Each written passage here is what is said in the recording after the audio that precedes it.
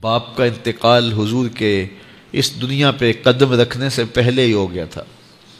ابھی شکم مادر میں تھے کہ حضرت عبداللہ کا انتقال ہو جاتا ہے. در یتیم پیدا ہوئے ہیں. 6 سال کی عمر میں ابوا کے مقام پر ریت کے ٹیلے آئے تو وہاں سیدہ آمنہ کی طبیعت خراب ہو گئی. اور پھر لمحے بھی زندگی کے آخری ہیں. سیدہ آمنہ نے محسوس کر لیا کہ یہ میری آخری سانسیں ہیں. سیدہ پاک نے حضور کے سر پہ ہاتھ رکھا اور روتے ہوئے کہا کہ بیٹا، ہر نئی چیز نے پرانا ہو جانا ہے، ہر باقی نے فنا ہو جانا ہے. میں بھی جا رہی ہوں. وَذِكْرَ بَاق وَوَلَدْتُ طُهْرًا، لیکن میرا ذکر نہیں مٹے گا، اس لیے کہ تیرے جیسا ستھرا بیٹا چھوڑ کے جا رہے ہیں. یہ آخری لفظ تھے سیدہ پاک کے کہ سیدہ آمنہ سلام اللہ علیہا کا انتقال ہو گیا. خیر، حضور ماں سے لپٹ گئے. امی آپ آگے بولتی نہیں ہیں، لیکن خاموش ہو گیا تھا چمن بولتا.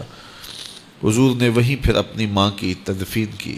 تدفین کے بعد ام ایمن کے ساتھ سواری پر بیٹھ جاتے ہیں اور چمٹ جاتے ہیں ام ایمن کے ساتھ، اور وہ جا کے حضرت عبد المطلب کے سپرد کر دیتی ہیں. تو حضرت عبد المطلب حضور کو آغوش میں لے کے بڑا روئے اور ام ایمن سے کہا کہ میرے اس بیٹے کا تم نے خاص خیال رکھنا ہے. اور پھر انہوں نے اتنا خیال رکھا کہ میرے حضور فرمایا کرتے تھے، ام ایمن میری ماں کے بعد میری ماں ہے. 2 سال کے بعد حضرت عبد المطلب کا بھی انتقال ہو گیا. ابن حشام کے یہ لفظ سینہ چیرتے ہیں کہ جب امیر قریش کا جنازہ اٹھا تو سارا مکہ جنازے کے لیے امڑ آیا، لیکن لوگوں نے 8 سال کے ایک بچے کو دیکھا جو دیواروں سے لپٹ لپٹ کے رو رہا تھا. آج یہ سہارا بچھن گیا تھا. پھر چچا کی کفالت میں آئے. پھر ایک وقت آیا کہ وہ بھی اس دنیا کو چھوڑ گئے، اور اسی سال حضور کی اہلیہ کا انتقال بھی ہوا، اور اس سال کا نام عام الحزن، دکھوں کا سال رکھا. اہل مکہ نے جو سلوک کیا وہ کسی سے بھی مخفی نہیں ہے. پتھر مارے، گڑھے کھودے، کانٹے بچھائے، اجریاں ڈالی، اپنے گھروں کے کوڑے لا کے حضور کے گھر کے سامنے رکھ دیے.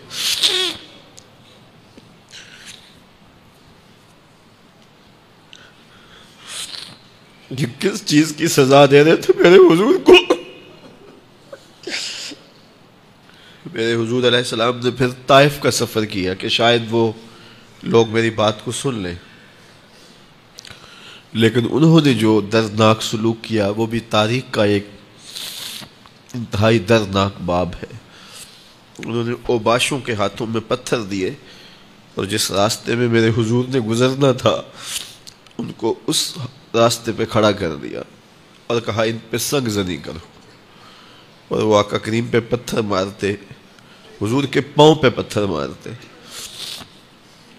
آقا کریم علیہ السلام پاؤں اٹھاتے تو وہ دوسرے پاؤں پہ مارتے. پھر حضور شدت درد سے بیٹھ جاتے تو ان کے 2 گھنڈے دائیں بائیں سے آگے بڑھتے اور حضور کو کندھوں سے پکڑ کے اٹھاتے، پھر سنگ باری کرتے.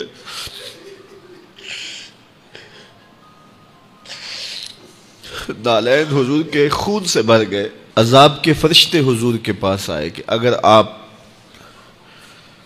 بد دعا بول دیں تو ابھی ہم ان پہاڑوں کو جوڑ دیتے ہیں اور یہ طائف کے لوگ پس جائیں گے ان پہاڑوں کے درمیان. آسمان سے پتھر اتریں گے، ان کے سر کچل دیے جائیں جنہوں نے آپ کو دکھ دیے. اب صحابہ جو ساتھ تھے انہیں بھی شدید آرزو تھی کہ حضور ان کے لیے بد دعا کریں، انہوں نے بڑا دکھ دیا. تو پھر حضور کے ہاتھ اٹھ گئے. صحابہ کا خیال یہ تھا کہ ابھی حضور کی زبان کھلے گی اور بد دعا کے لفظ نکلیں گے اور یہ پیس دیے جائیں گے. لیکن جب وہ لب کھلے، وہ پتلی پتلی گلے قدس کی پتیاں، وہ لب ہائے دور جب کھلے تو لفظ کیا تھے؟ اے اللہ میری قوم کو ہدایت دے دے، یہ مجھے جانتی نہیں. اور کہا کہ مجھے ان کی نسلوں سے ایمان کی توقع ہے.